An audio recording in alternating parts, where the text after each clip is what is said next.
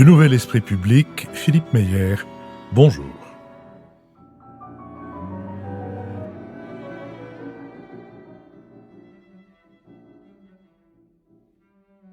Bonjour, merci de nous avoir rejoints pour ce Nouvel Esprit Public qui va prendre la forme d'une émission thématique consacrée à l'agriculture et à l'environnement et qui nous donne l'occasion et le plaisir de recevoir Quentin Sagnier. Quentin Sagnier, bonjour. Bonjour. Vous êtes entrepreneur et chef d'entreprise. Je vais dire de quelle entreprise il s'agit précisément, mais non sans avoir commencé par dire qui sont les nous qui vous reçoivent. Béatrice Gibelin, directrice de la revue Hérodote et fondatrice de l'Institut français de géopolitique, et David Jays, coprésident de l'agence Bonafide, une grande agence de communication dont on aura l'occasion de voir qu'elle s'intéresse à l'environnement.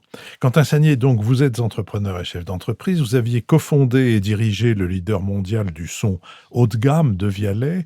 Vous vous êtes lancé dans une nouvelle aventure entrepreneuriale en 2018 avec la création de Genesis, la première agence de notation des terres agricoles.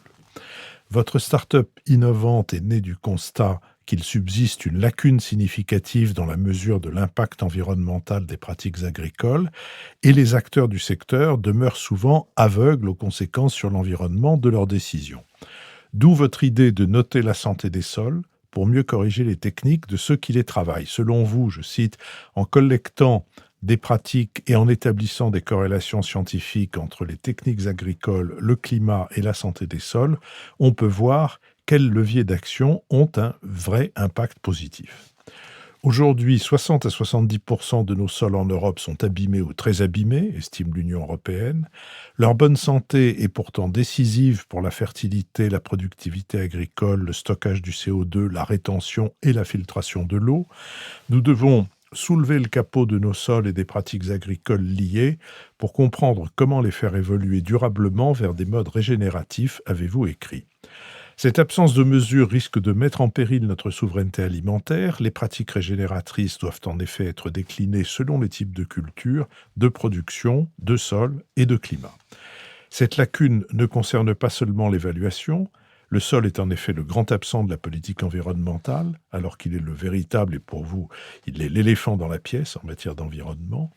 L'exploitation des sols représente 20 à 25% des émissions de gaz à effet de serre. Ils sont à la source de notre alimentation, renferment un quart de la biodiversité mondiale et en stockant plus de carbone que les forêts, constituent un enjeu essentiel de la lutte contre le changement climatique.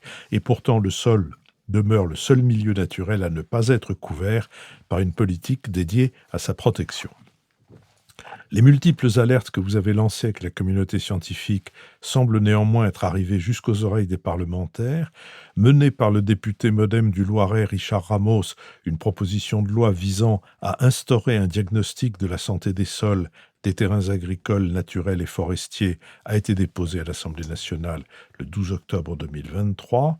Et de même, quelques jours plus tard, une proposition de loi visant à préserver des sols vivants a été déposée par la sénatrice socialiste Nicole Bonnefoy. L'objectif est d'apporter une réponse globale avec la création d'une stratégie nationale pour la protection et la résilience des sols sous la houlette d'un haut-commissaire dédié. Avant de nous pencher sur l'articulation des sols et sur certains éléments inattendus de son actualité, vous nous aviez en micro parlé d'une intervention à Davos d'Anthony Blinken sur cette question, mais quand même avant, dites-nous, Quentin Sagnier, comment votre projet est né et a pris forme. Merci de cette introduction et de votre accueil. En fait, je suis entrepreneur et c'est souvent ne pas se satisfaire du monde tel qu'il est, en fait, et d'avoir envie d'agir et de faire des choses. Moi, je le fais en entreprenant, d'autres en ayant une action sociale ou associative, etc.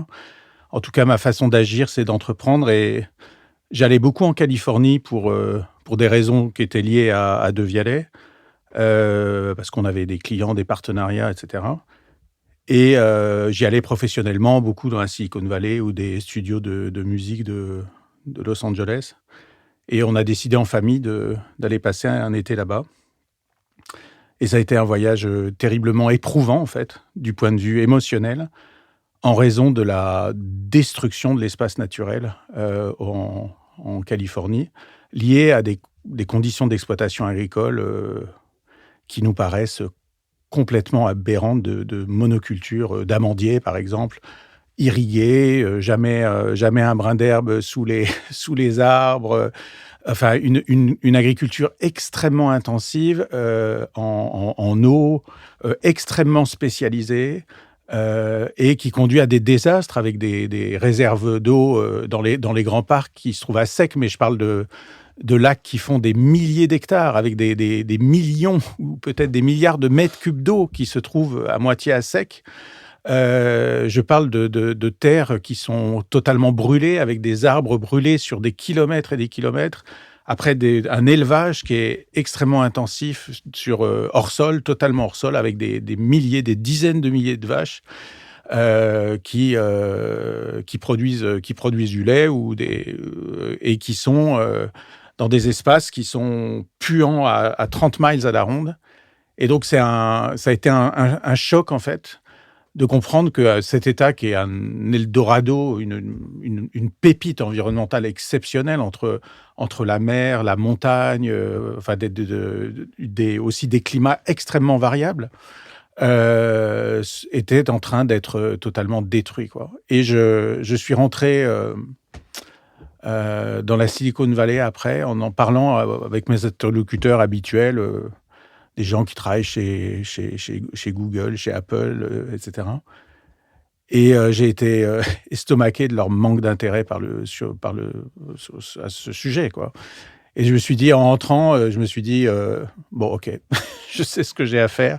Et voilà. Et en fait, c'est né comme ça, mais c'est un sujet mon père était agronome, j'ai beaucoup d'amis agriculteurs, je vis la moitié du temps en Normandie, j'ai une connexion très forte à la nourriture, je cuisine beaucoup, etc. Donc c'est pas arrivé comme ça de nulle part. Mais voilà, c'est souvent l'émotion, en fait, qui nous amène à bouger, en fait. David James?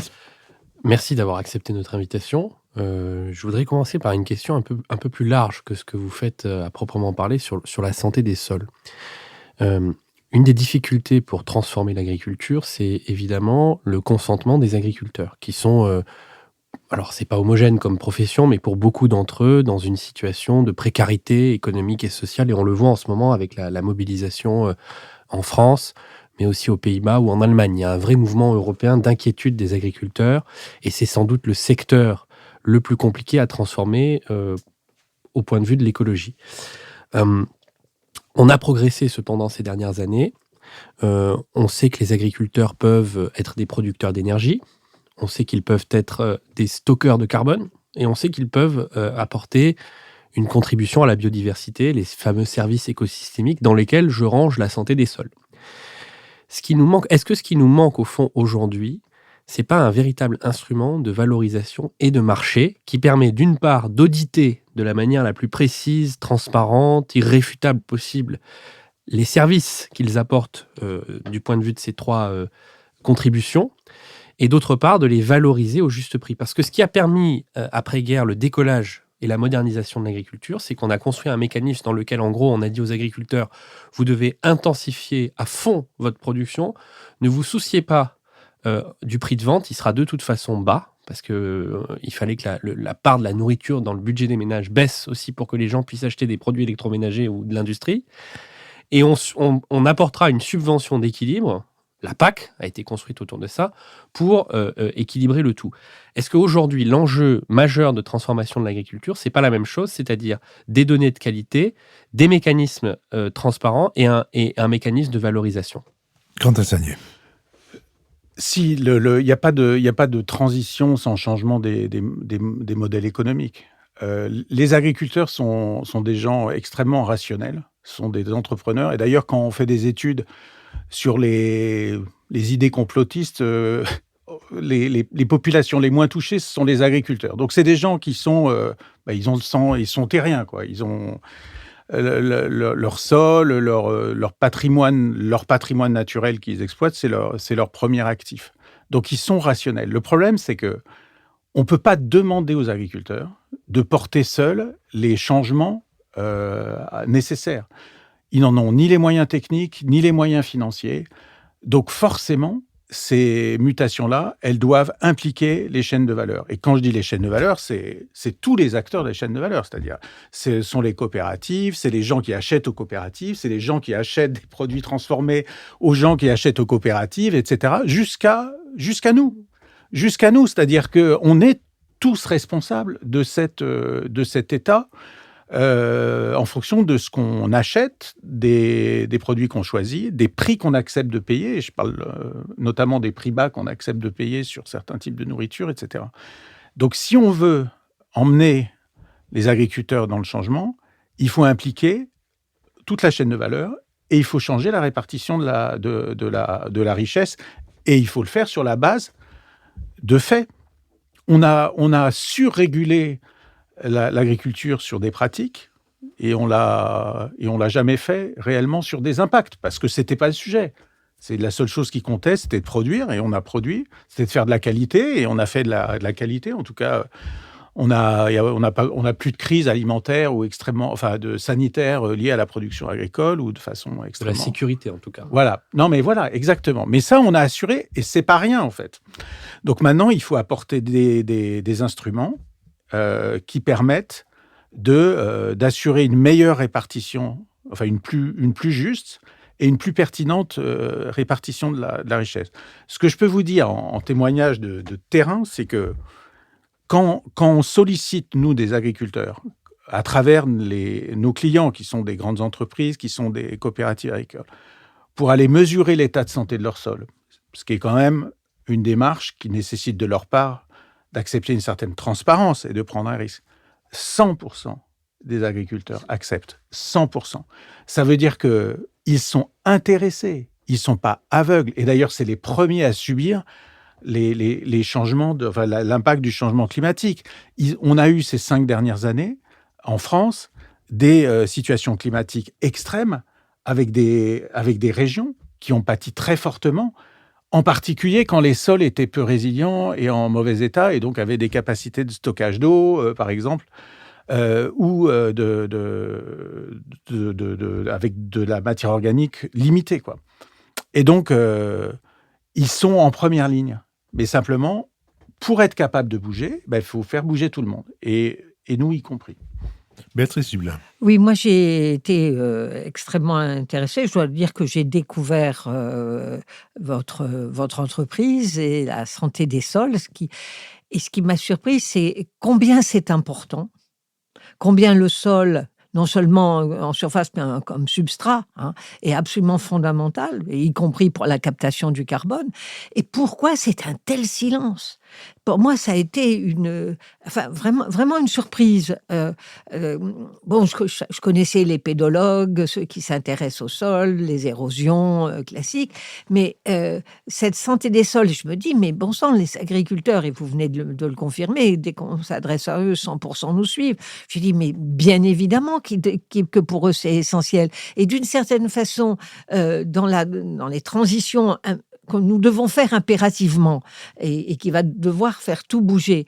Je me disais, mais bon sang, là, être capable de faire un diagnostic santé des sols devrait être financé même par la collectivité, c'est-à-dire donc quand on dit l'État, en fait, c'est nous tous, est-ce qu'on veut bien mettre ça comme priorité, de façon à ce que ce soit pas à la charge des agriculteurs, parce que tout ça a un coût réel, et qu'on puisse réussir à faire des diagnostics précis, parce que c'est très compliqué. Bon, heureusement, on est à la période arrivée au big data, la combinaison de beaucoup de choses, mais néanmoins avec du terrain et du carottage, c'est-à-dire des gens sur place et qui font le travail. Je dis, mais on gagnerait un temps infini dans l'amélioration.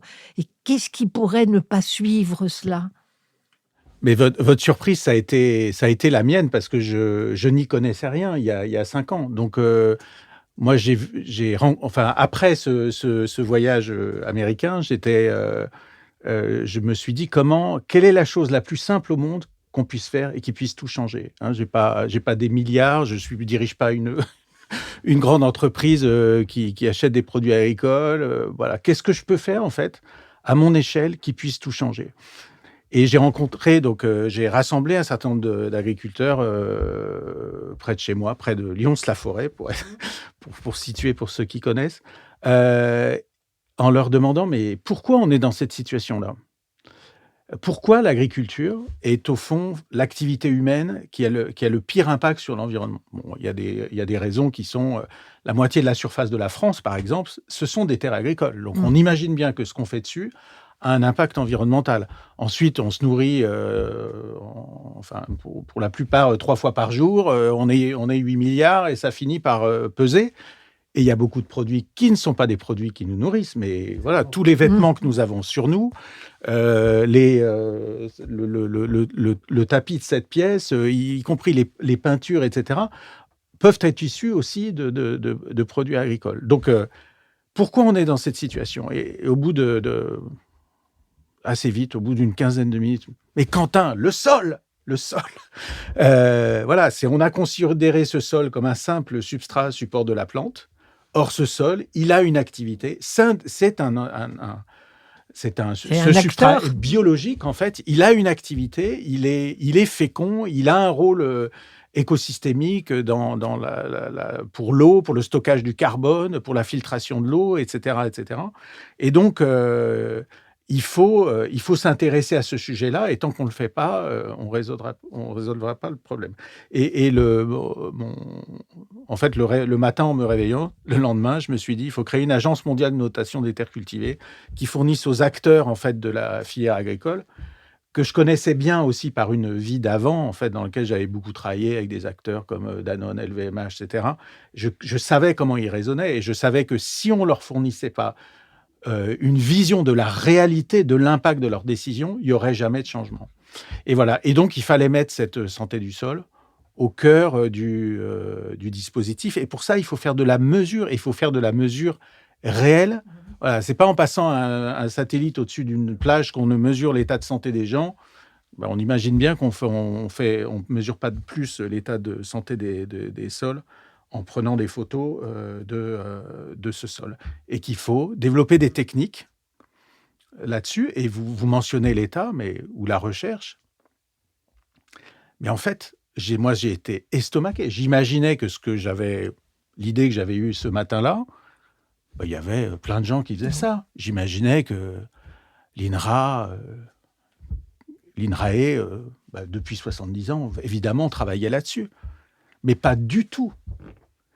Mais même au début, quand je parlais de santé des sols, il y avait beaucoup de gens qui riaient, en fait, en me disant « mais il n'y a pas de santé des sols parce que le sol n'est pas un être vivant, etc. » Ce qui est vrai. Enfin, c'est vrai et faux. Voilà, c'est vrai et faux. Mais en tout cas, ce sujet-là, même ce concept-là, il avait du mal à passer. Et voilà. Pourquoi rien ne s'est fait? Parce qu'on s'est focalisé sur des problématiques de rendement, d'efficacité, et absolument pas sur des problématiques d'environnement. Et c'est notre faute à nous tous. Mais on peut se focaliser sur le rendement tout en se préoccupant, évidemment. Le rendement, il est fonction de la qualité des sols que vous avez aussi. Juste un mot avant de passer la parole à David Geiss, pour que les auditeurs comprennent comment ça se passe. Une opération d'analyse de la santé des sols, ça commence comment? Qui est l'initiateur? Une fois que l'initiateur est identifié, qui est l'exécutant? Et ensuite, quelles sont les conclusions et les conséquences? Et si je peux ajouter juste une question, parce que c'était une des questions que je voulais poser. Quels sont les appareils de mesure? Qu'est-ce qu'on audite, en fait? Effectivement, c'est une question fondamentale. Donc, notre principe d'action, c'est de faire en sorte que cette santé des sols, cette mesure de santé des sols, la connaissance qu'on apporte soit gratuite pour l'agriculteur. Justement pour impliquer les chaînes de valeur. Donc, nos clients sont des coopératives agricoles, c'est des grands groupes agroalimentaires, mais aussi des grands groupes de cosmétiques, des groupes de luxe. Ça peut être aussi des gens qui financent l'agriculture, l'acquisition de terres. Voilà. Donc, ces gens-là, ils vont nous mandater pour aller mesurer l'état des sols de leur approvisionnement. Si je prends le plus simple, c'est je prends un producteur de cognac, il va produire du cognac, il veut savoir l'impact environnemental de ses décisions sur cette production de cognac. Donc, on va aller voir les agriculteurs les viticulteurs qui produisent ce raisin. On va mesurer l'état de santé de leur sol, donc c'est gratuit pour eux. Ils vont avoir accès à ces données-là.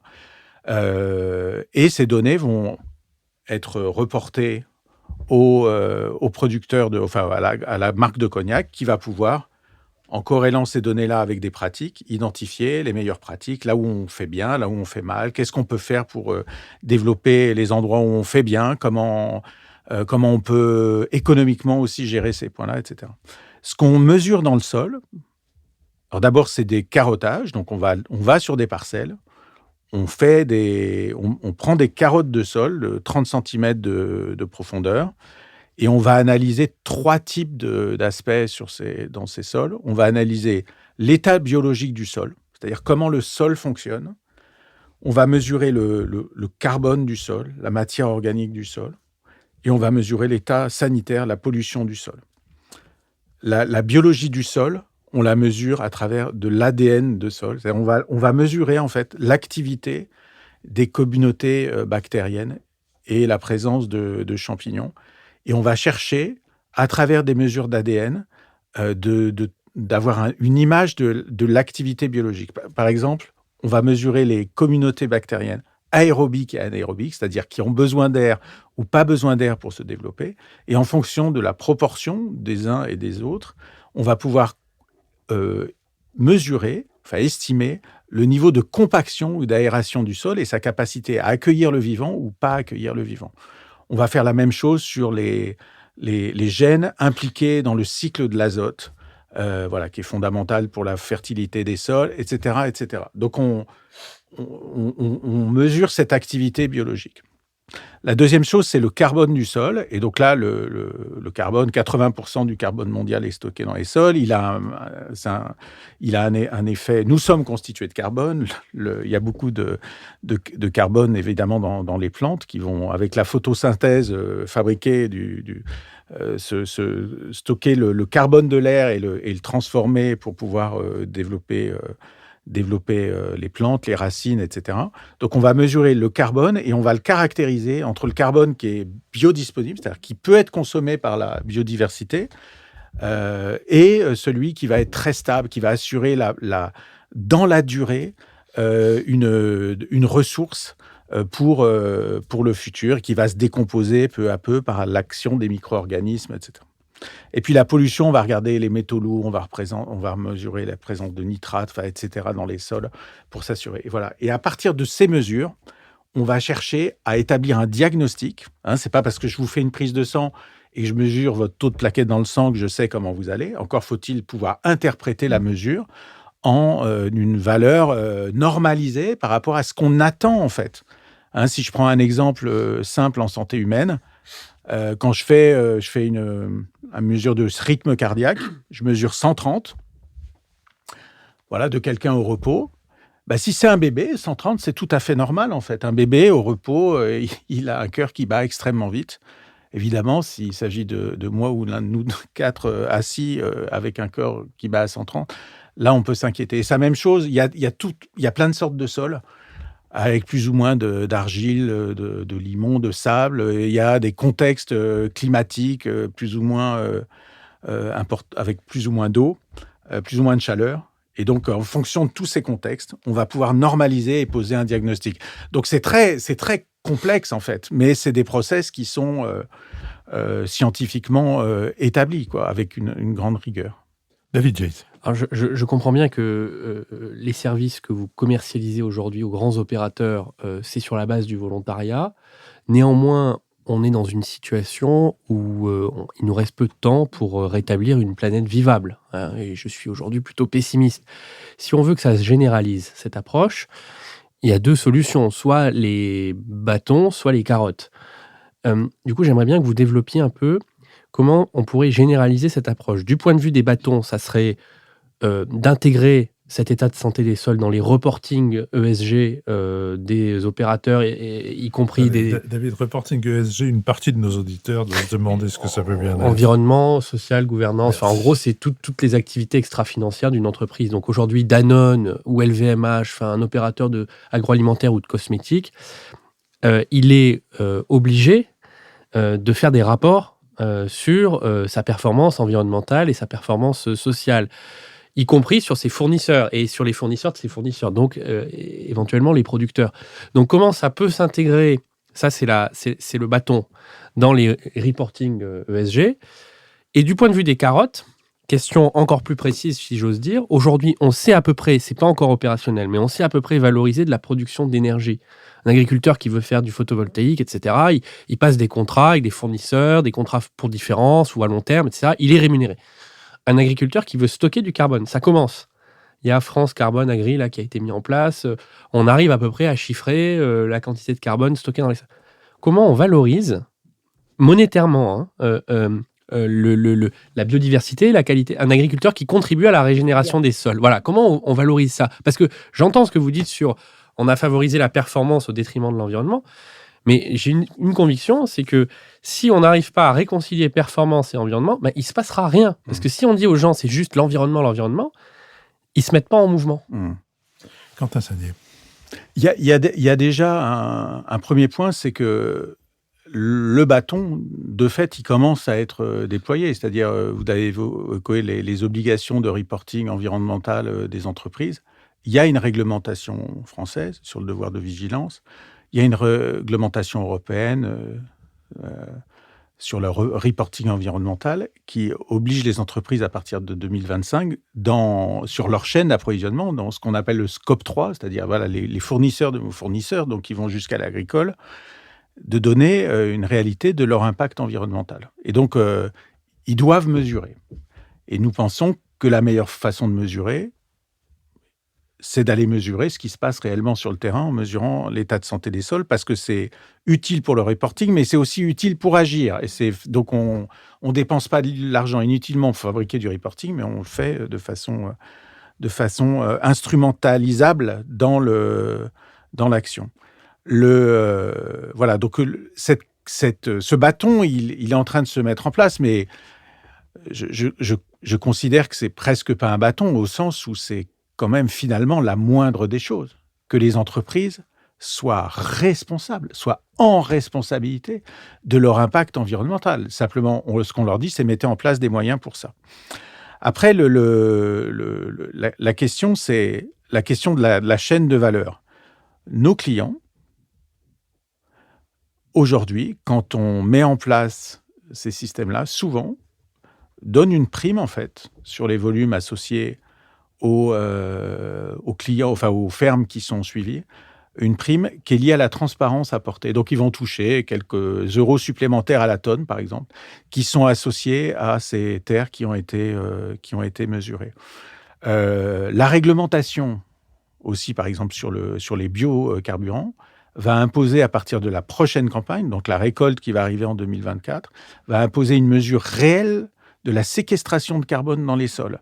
Donc, en fait, le colza, qui est destiné à du biocarburant, il va y avoir une obligation de lier le fait qu'il puisse être un biocarburant au fait qu'il y a une mesure réelle de ce carbone dans les sols. Et en contrepartie de ça, il y a une prime sur ce colza-là pour les agriculteurs, et qui peut atteindre 20, 30, 40, 50, jusqu'à 80 euros la tonne en fonction des conditions de marché. Donc, ça existe.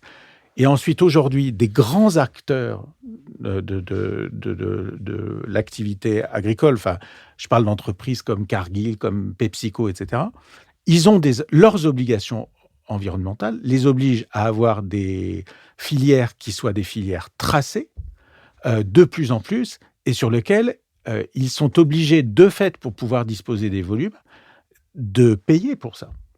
Et donc, les conditions de mise en place de ces filières existent à partir du moment où il y a une information. C'est-à-dire, dès lors que cette information, elle permet de factualiser la réalité du carbone attaché, par exemple, ou de l'impact de biodiversité, ou de l'impact climatique, ou de fertilité, ou sur l'eau, attachés à ces productions, ils sont de fait prêts à payer.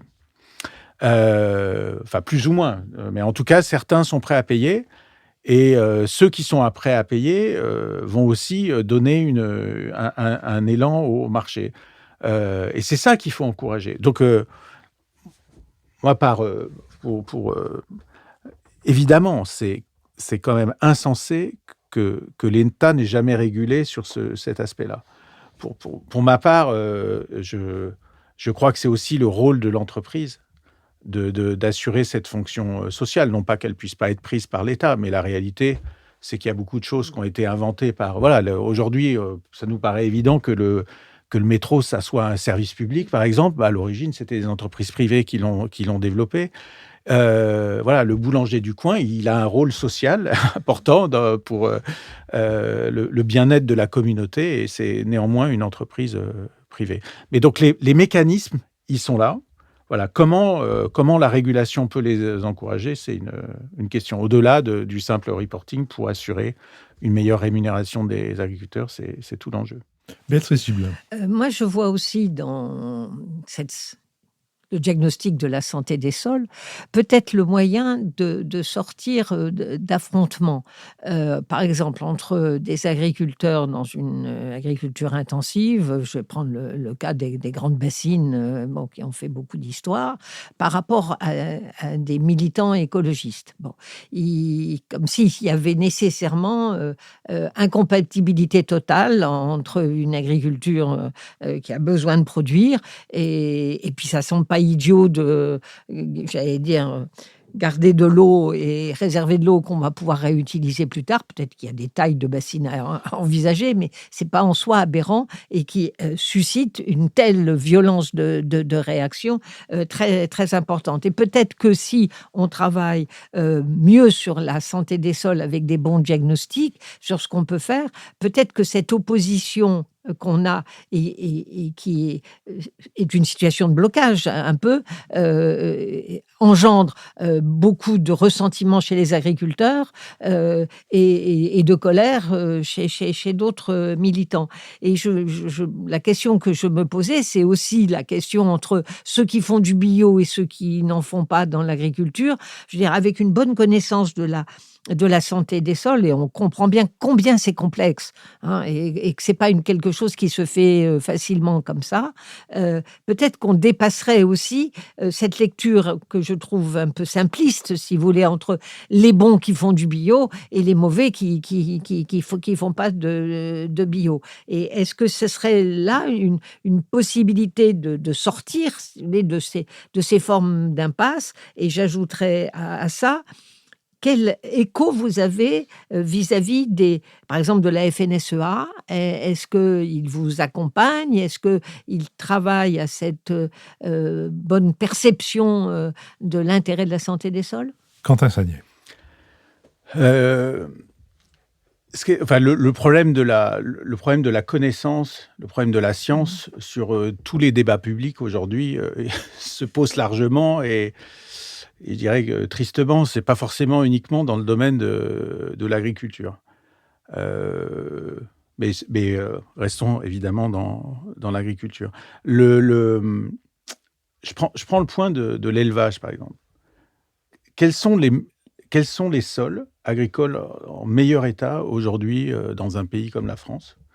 C'est les pâturages, en fait. Dans les pâturages, il y a une grande biodiversité. Il y a un stockage massif de carbone. Et en fait, les bovins, enfin les animaux ovins ou autres, ont dans le maintien de l'écosystème, dans la production agricole, dans la fourniture d'engrais, un rôle absolument fondamental et qui est factualisable, quoi. Mais dès lors qu'on dit que la viande est condamnée, par exemple, voilà, après chacun choisit d'en consommer ou pas. Mais en revanche, en agriculture, c'est clairement un problème, quoi. Si on supprime, voilà. Si on prend le problème des grandes bassines, je pense que la question, c'est, au fond, est-ce que les systèmes agricoles qui sont en place dans les régions dans lesquelles on a un manque d'eau sont des systèmes agricoles qui sont performants du point de vue environnemental ou pas? Si les systèmes ne sont pas performants, et si on peut mettre en place des systèmes plus performants qui permettraient de faire de la rétention d'eau dans les sols, de garder de la matière organique, etc., alors je pense qu'il ne faut pas mettre en place des grandes bassines et qu'il faut dépenser de l'argent pour aider ces agriculteurs-là à assurer leur mutation. Parce que les grandes bassines, c'est un peu le vidage des grands lacs américains. On peut faire des petites. Oui, alors on peut s'y faire des petites, mais il y a aussi de l'eau stockée dans les sols, etc. Oui. Ce que je veux dire, c'est qu'est-ce qu'on est en train de faire? Est-ce qu'on est en train d'apporter un remède à une situation qui ne va cesser de s'inspirer, et donc on va mettre des petites bassines qui vont devenir des moyennes et puis des grandes bassines? Ou est-ce que c'est la solution pour maintenir une agriculture vivante dans ces régions? Et je pense qu'une façon de dépassionner le débat, c'est d'arriver à poser les enjeux environnementaux, parce que c'est de ça dont il s'agit aussi, en regard des enjeux sociaux qui sont liés au maintien de ces activités agricoles. Mais on voit aussi, aujourd'hui, on a des tracteurs puissants. Donc, avec ces tracteurs puissants, on cultive des pentes qui sont des pentes qui ne peuvent pas être cultivées durablement sans une érosion majeure. Donc, il faut sans doute faire autre chose que de la grande culture sur ces sols-là. Après, sur les questions de la FNSEA, enfin, de différents acteurs du monde agricole, quand on voit les gens individuellement, et je dirais que les dirigeants de la FNSEA en font partie, ça fait longtemps qu'ils font du semis sous couvert, qu'ils ont des pratiques agricoles soucieuses de l'état de leur actif. Et c'est souvent des gens qui, en termes d'agriculture, ont développé des pratiques sophistiquées. Après, quand il s'agit d'une... Donc, on a un bon accueil de tous ces gens-là. Mais dès lors dès qu'on rentre dans le jeu politique, c'est plus compliqué. Et l'agriculture, c'est un domaine hyper politisé, cartélisé, avec le patron de la FNSEA quelque part est aussi lié au Crédit Agricole, à des coopératives, etc. Et face à cette situation-là, il peut y avoir des systèmes un peu claniques qui se mettent en place, mais les gens sont rationnels, encore une fois, et je pense qu'ils ont la volonté, en fait, de bouger, de résoudre les problèmes. David Jays. Est-ce que au fond, le sujet derrière les questions juridiques ou les questions fiscales, c'est pas le retour de la terre dans sa richesse, dans sa diversité, au cœur de l'économie politique? Parce que, en fait, les pères de l'économie politique, que ce soit Keynes, les physiocrates, sont aussi souvent des ingénieurs agronomes. Sont des gens qui connaissent aussi bien la circulation de la richesse que la production du sol. C'est normal, à une époque où la richesse agricole, en particulier en France, mais partout en Europe, était le cœur de la richesse des nations. Puis, à la faveur de la révolution industrielle, tout ça s'est un peu effacé, et on a vu que le sol est devenu un actif assez euclidien, quantifié au mètre carré, et surtout, le critère de la valeur, c'était plus tellement la richesse ou la qualité du sol, c'était constructible ou pas constructible. C'est pour ça qu'on a eu une telle artificialisation en France dans les années 70-80, notamment avec la décentralisation. C'est parce que dans les conseils municipaux, les maires étaient des agriculteurs, des frères ou des cousins d'agriculteurs, et que pour des gens qui avaient travaillé toute leur vie sans forcément cotiser correctement à la retraite, un classement d'une terre agricole en terre constructible, c'est un effet de richesse. D'accord ? Donc la question sous-jacente, c'est au fond, tout ça est extrêmement intéressant, mais est-ce qu'il ne faut pas changer le système de régulation globale et repenser la place de la terre dans l'économie politique? Quentin Sagnier. C'est clair que le rôle de la terre est très important pour les questions qu'on a évoquées, mais il est aussi, pour la production agricole, mais il est aussi important parce que sur cette terre, on peut faire d'autres choses, et notamment construire des logements, mettre des routes, etc., etc. Le premier point, c'est rien que sur l'aspect agricole. Aujourd'hui, 60% des approvisionnements mondiaux des entreprises proviennent de l'agriculture. Donc et de la forêt. Donc ça veut dire que, on l'a évoqué, mais les papiers qui sont sur cette table, les tissus qui nous entourent, etc., vient aussi de l'agriculture. De plus en plus de choses du bâtiment, de plus en plus en fait de matières qui venaient du pétrole, qui venaient du fossile, en fait, sont en train de passer en agriculture. J'étais hier chez un client qui est un grand groupe mondial, Et ils ont 60% de l'approvisionnement agricole. Et à 2035, ils veulent avoir 100% de leur approvisionnement, c'est-à-dire complètement sortir du fossile et avoir 100% d'approvisionnement Ce agricole. qui amène des conflits terribles sur la biomasse, d'ailleurs. Ce qui peut amener des conflits terribles, ce qui peut amener aussi à des aberrations au sens où finalement l'approvisionnement qu'on va faire de l'agriculture aura un pire impact que celui qui venait du pétrole. Et donc, ces acteurs-là, certains en tout cas, sont extrêmement soucieux, quand ils passent en agriculture, de ne pas faire pire qu'avant. Voilà, donc c'est fondamental. Et du point de vue de l'usage des sols, la question de la santé des sols, la destination des sols, savoir si ce sol, on peut l'artificialiser, si ce sol, on doit absolument le conserver comme une terre agricole, etc. La santé des sols doit être un critère absolument déterminant de ce qu'on va faire dans le futur. Quand vous êtes la SNCF, pour prendre cet exemple-là, et que vous avez 150 000 hectares de sol, alors dedans, il y a des voies avec du ballast, mais enfin, ce ballast, il a quand même un rôle dans la filtration des eaux, par exemple. Il y a des prairies, il y a aussi des talus, il y a en fait il y a des zones qui peuvent demain devenir des zones sur lesquelles on va construire, etc. C'est quoi votre plan d'utilisation de vos sols dans le futur? Quelle destination on peut faire? Est-ce qu'on peut faire à l'échelle d'une entreprise? On peut le faire à l'échelle d'une mairie en intégrant cette santé des sols.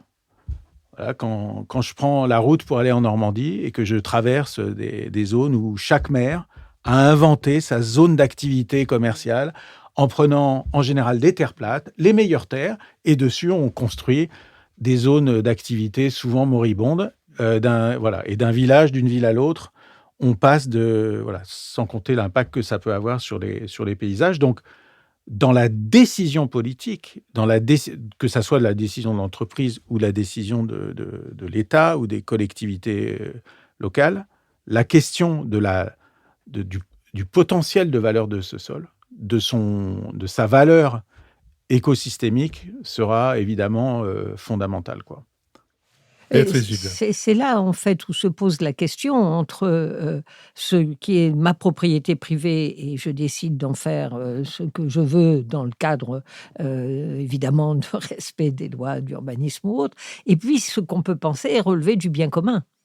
Et que là, il y a toute une réflexion. On commence de plus en plus à réfléchir sur qu'est-ce que les biens communs, voilà, comment ça se partage, comment ça se préserve, et pose à ce moment-là aussi la question de est-ce que on pourra imposer, alors qu'on est dans une propriété privée, à la limite de devoir faire le diagnostic ou d'accepter le diagnostic, même s'il sera financé, parce que ce sera une nécessité avant effectivement de décider que ça devient une terre à bâtir ou pas. Et au moment où on fait cette loi sur zéro artificialisation des sols, et on a l'impression que l'idée est sans doute bonne et généreuse et astucieuse et nécessaire, mais néanmoins son application semble absolument aberrante, puisque on le décide sans diagnostic des sols d'une certaine façon. C'est-à-dire qu'on va peut-être pas artificialiser des choses, ce qui pourrait l'être, et inversement réutiliser des sols qu'on va artificialiser quand il faudrait mieux les remettre à l'agriculture ou à la Quentin forêt. Sagnier. Alors, de fait, on travaille sur pas mal de projets de renaturation dans lesquels, de fait, on fait de la mesure. C'est-à-dire, on fait de la mesure, ce qu'impose la réglementation, c'est justement de mesurer ce qu'on artificialise et ce qu'on va remettre en renaturation. Ce qu'on va, voilà. Donc, cette mesure, elle est déjà inscrite dans certains dispositifs. Mais elle n'est pas obligatoire. Donc, alors, elle peut être obligatoire liée à des financements. Donc, on travaille avec la CDC Biodiversité, donc la Caisse des dépôts, justement sur des projets comme ça, où en fait, toutes ces mesures sont obligatoires en fait pour porter des financements. La question la raison pour laquelle on n'a pas travaillé jusqu'à présent sur la santé des sols, c'est ce que une des raisons, c'est ce que vous évoquez, c'est-à-dire, c'est parce que la propriété privée, il s'agit d'une propriété privée, et donc on n'a pas voulu, voilà, l'eau qui passe sur votre terrain, vous pouvez pas balancer vos effluents dedans parce que ça va chez le voisin. Mais on a considéré que ce que vous faisiez chez vous n'avait un impact que chez vous. C'est faux. C'est totalement faux. Et c'est évidemment faux, quoi. Oui, puis surtout, c'est du droit. C'est-à-dire que la propriété privée n'a jamais été absolue. Bien À chaque fois évidemment. qu'il y a eu des régimes de propriété privée Évidemment. dans le passé, dans tous les pays, il y Il y a a toujours eu des obligations. Usus, Et des- fructus, abusus. et, Voilà. des contraintes. Voilà. Je peux pas couper n'importe quel arbre, je ne peux Voilà. pas faire n'importe quoi. Et donc, il faut que la loi s'empare de ça. Et c'est pas, ça fait partie du pouvoir régalien. Et je pense que c'est pas ça diminue pas la liberté des gens. Non, mais- Ça préserve en fait le bien public. Est-ce qu'il faudrait aller jusqu'à définir le sol? C'est une question, hein, comme un bien commun. On voit que dans beaucoup de... La question- Alors, c'est sur un problème de la saturation du logement dans les métropoles, donc c'est pas lié forcément à la qualité des sols, même si je pense que les deux, il y a un institut de la transition foncière qui vient de se créer et qui lie ces deux questions. Au fond, est-ce que la dissociation de la question de la propriété du bâti et de la propriété du foncier, avec cette idée que ça a commencé à New York beaucoup, avec les foncières solidaires, l'idée que le foncier appartient à la collectivité et que ce qui peut s'échanger sur un marché, c'est juste le bâti, est-ce que c'est une innovation qui vous paraît aller dans le sens d'une meilleure prise en compte des sols comme bien commun ou... Je pense que... Enfin, je suis assez pragmatique, en fait. C'est-à-dire, je pense que si on fixe ce genre d'approche comme un préalable à l'action, Ça se fera. de fait, on ne pourra pas agir. Et en fait, je pense que... Enfin, notre approche, elle est... On ne cherche pas des coupables, on cherche des solutions. On ne cherche pas à avoir raison, on cherche à changer l'impact. Et je pense que, précisément, c'est un domaine dans lequel je pense que c'est pas le moment, en fait, de développer des approches trop idéologiques qui peuvent avoir un sens historique. Mais je pense qu'en fait, ce faisant, finalement, on pourrait dresser contre un projet, contre des projets de ce type-là, la communauté des agriculteurs, des propriétaires fonciers, etc., alors qu'on a besoin d'eux. C'est justement le besoin. Enfin, on a besoin d'eux. Il faut contribuer à mieux les rémunérer. Il faut les aider à faire ça. Donc, en tout cas, mon approche, c'est pas une approche de ce type-là. Voilà, je crois aux capacités transformatrices d'entreprises ou des êtres humains. Voilà, mais je crains que si on prend le sujet comme ça, on arrive à des clashs qui nous éloignent en fait de la solution. Alors, la cause de la santé des sols avance. Je disais tout à l'heure que vous avez trouvé à l'Assemblée un député MoDem, au Sénat une sénatrice socialiste, pour mettre cette question à l'ordre du jour de l'Assemblée. Vous citiez, alors que les micros n'étaient pas encore ouverts, une intervention d'Anthony Blinken à Davos. Je peux vous demander de la rappeler? Oui, donc il a présenté un programme hier à Davos, en démarrant en disant... Hier étant l'hier du jour où nous enregistrons, c'est-à-dire en réalité Ouais. à Davos, au moment de Davos. Voilà, au moment de Davos. Il a présenté en disant, je vais à l'Assemblée, je vais vous étonner, mais aujourd'hui, je vais vous parler des sols, parce que c'est un élément fondamental. C'est l'élément fondamental qui manque dans notre arsenal de connaissances, la prise en compte de ces sols pour assurer le développement humain des prochaines années, et en particulier pour nourrir les populations. Et je rajouterais, c'est pas uniquement de nourrir. Voilà. Donc là, ils créent un premier fonds de 150 millions de dollars pour développer la connaissance sur la santé des sols et mieux adapter les productions au type de sol et de santé des sols. Anthony Blinken avait été l'invité de l'Esprit public à l'époque où nous étions diffusés par voie hertzienne. C'est maintenant une raison pour qu'il revienne dans cette émission en podcast. Mais je poursuis donc ma question. Une avancée à l'Assemblée, une avancée au Sénat. Qu'est-ce qu'il en est de l'avancée dans ce relais d'opinion que sont les médias et où sont les endroits où ça bouchonne? Le sol est devenu, et cette émission toujours pionnière aussi en est une démonstration, mais est devenu un sujet. C'est de famille, je suis d'une famille de pionniers. Voilà, donc c'est devenu un sujet, au même titre que l'air, que l'eau. Pas encore au même titre. Non, pas au même titre, c'est-à-dire de la même nature, on va dire. Mais médiatiquement, pas encore. Pas encore au même titre, mais de la même nature. C'est-à-dire, parler de sol, parler de santé des sols, n'est pas perçu comme une déviance, quoi. Ce qui pouvait être le cas il y a quelques années. Donc il y a une sensibilité sur ce point. Il y a une sensibilité des autorités européennes qui ont développé. On est dans des programmes de recherche. On est associé à des programmes de recherche européens. Il y a 2 grands programmes financés par l'Union européenne sur les sols. On est dans des programmes de normalisation de la mesure de la santé des sols.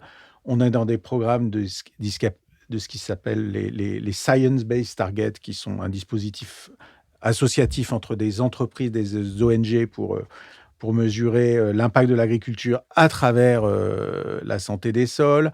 Voilà. Donc il y a beaucoup d'instituts, d'entreprises privées, d'entrepreneurs, etc., qui commencent à s'intéresser à ces questions-là. On a eu un soutien important de Julien de Normandie quand il était ministre de l'Agriculture, qui s'intéressait fortement à ces questions-là. On a des encouragements du ministère de l'Environnement en France aujourd'hui, qui sont bien conscients de ces réalités-là. Mais c'est simplement pas au cœur des politiques publiques, alors que je pense que précisément, quelle est la chose la plus simple au monde qu'on puisse faire et qui puisse tout changer? C'est précisément de mettre ce sol, de mettre la mesure de sol, de mettre à la fois comme un instrument de mesure et de régulation publique, sur les usages, par exemple, on l'a évoqué, comme un instrument de mesure d'impact de l'agriculture, comme un instrument de rémunération des services écosystémiques apportés par les agriculteurs.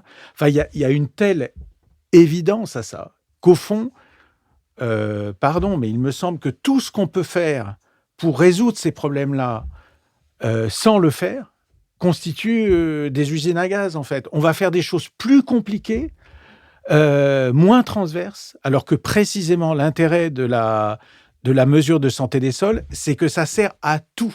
C'est-à-dire, ça sert à réguler, ça sert à rémunérer, ça sert à mesurer, à reporter, ça sert à améliorer. Pourquoi on ne le fait pas, en fait? Pourquoi on ne fait pas de ce sujet-là une grande cause? Et la France et l'Europe, qui sont des territoires sur lesquels la régulation est possible, c'est-à-dire que, contrairement aux États-Unis, où le mot de régulation est un gros mot, on vous regarde, on vous gronde quand vous parlez de ça. En Europe, ça fait partie de notre culture. Où sont les institutions? Et je pense que il faut me la mettre au cœur. Et je pense, en évitant ce que je considérais tout à l'heure comme des dérives, en tout cas, sans dire, c'est pas une socialisation des terres, mais c'est un changement du système de régulation. C'est une socialisation de l'impact, en fait. Cette information-là devient un sujet social de notre société dans son ensemble. Malheureusement, il n'y a pas de bonne émission qui ne se termine, mais alors peut-être, bien sûr, au moment de la diffusion de cette émission, nous mettrons les références votre greenback en ligne et de ce que vous avez pu vous-même produire. On mettra même la documentation que nous avons utilisée pour la préparation. Peut-être, si je dis Rachel Carson et Printemps silencieux, est-ce que vous réagissez et est-ce que vous pensez que c'est le bon accès pour le grand public à la problématique qu'on a essayé de développer? Ouais, il y a ça, il y a... Peut-être un mot, préciser d'un mot ce qu'a été le livre de Rachel Carson, qui n'est pas un livre récent. Non. C'est un... 66, je crois. Ouais. Alors, je l'ai lu il y a pas mal de temps. Je ne sais pas si je suis la meilleure personne pour évoquer ça, mais c'est la disparition, en fait, des espèces qu'on constate tous. Voilà, ça peut être les insectes sur nos pare-brises quand on part en vacances. Ça peut être le printemps silencieux, c'est-à-dire les oiseaux et la disparition de populations entières d'oiseaux liées au fait qu'on a détruit des habitats, on a utilisé des pesticides qui ont... Voilà. Mais d'une certaine façon, moi, ce que je voudrais dire, c'est j'aimerais qu'on ait un regard positif, au sens où ces constats-là, c'est des livres marquants, mais d'une certaine façon, on le sait aujourd'hui, tout ça. C'est-à-dire, en fait, maintenant, nous savons. C'est-à-dire, en 66, c'est effectivement très révolutionnaire de dire ça. Il y a beaucoup de gens qui ont tiré les sonnettes d'alarme bien avant moi sur tous ces sujets-là. Mais je dirais qu'aujourd'hui, moi, j'aurais envie d'avoir une vision optimiste de l'avenir. C'est-à-dire, quel est le monde dont on peut rêver pour le futur de l'agriculture? Au fond, on vit tout ça comme souvent, comme des contraintes, comme des difficultés, comme une forme de punition. Et je pense qu'il faut au contraire dire le monde à venir, et en particulier dans le domaine agricole, c'est un monde extrêmement passionnant. C'est un monde dans lequel on voit réapparaître des paysages, on voit réapparaître des haies, voit réapparaître la diversité, etc. Et la confiance. Et la confiance. Et on a envie de ce monde-là. C'est-à-dire, il existe des moyens de résoudre les problèmes. Et je voudrais pas évidemment, pour faire ça, il faut connaître les problèmes, mais je dirais on le sait, quoi. On le sait. Tout le monde sait que l'agriculture, c'est un problème. Mais quelle est la solution? Et la solution, elle dessine un monde. Et quel est ce monde? Comment on peut le dessiner? Comment on peut dessiner ce que devienne la régulation des politiques publiques et qui fait que demain, imagine demain ce qu'on va faire. Quand une mairie, elle va faire son PLU, regarde, elle va regarder ça, mais pas dans une approche hystérico-écologique, mais en intégrant les usages, en intégrant la production, en intégrant tout ça. Et elle va faire des choix qui sont des choix qui nous rassemblent et des choix qui nous apportent de l'espoir. Donc voilà, le rôle de Genesis, c'est d'apporter cet espoir. Il existe des solutions et nous, on veut les mettre en avant. Quentin Sagnier, merci. Les références du site de Genesis seront donc avec les documents qui accompagnent cette émission. Merci aussi à Maximilien Radwanski, avec qui cette émission a été préparée, à Benoît Carré, qui va en assurer le compendium, et également à Nicolas Tourneau, qui veille à notre site, tandis que Olivier Magloire répond à toutes les questions et à tous les incidents qui peuvent concerner les plateformes de financement. Merci aussi à Marion Boisard qui a enregistré cette émission pour le studio L'Arrière-Boutique, à Julien Neuville à Nouvelles Écoutes qui la produisent. Rendez-vous mercredi pour un nouvel épisode de nos Bada et dimanche prochain pour un nouvel Esprit Public. Merci beaucoup.